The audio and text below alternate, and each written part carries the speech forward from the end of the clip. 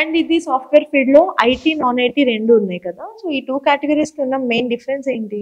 So IT అంటే అండి dealing with technology, okay.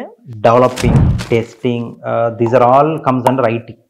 Non IT అంటే giving support to the technical stuff. Okay. Okay, ఇప్పుడు you know that ఇప్పుడు for example మనం ఒక సాఫ్ట్వేర్ యూస్ చేస్తున్నాం, చాలా కంపెనీస్ సాఫ్ట్వేర్ ఇచ్చాం.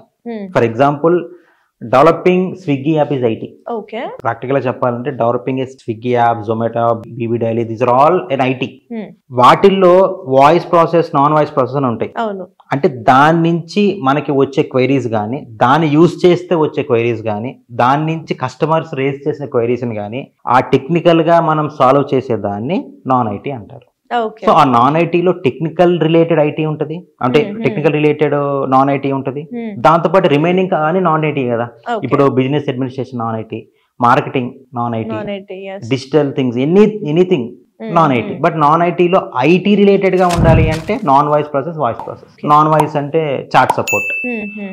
మీరు ఒక చాట్ బాట్ ఒక మెసేజ్ పెడతారు, they will reflect accordingly. Voice process అంటే కస్టమర్ కేర్ కాల్ చేస్తారు, you will have the queries. So non ఐటీలో దీస్ థింగ్స్. నాన్ ఐటీలో టెక్నికల్ పార్ట్ కాకుండా అంటే every job comes under non IT. Okay.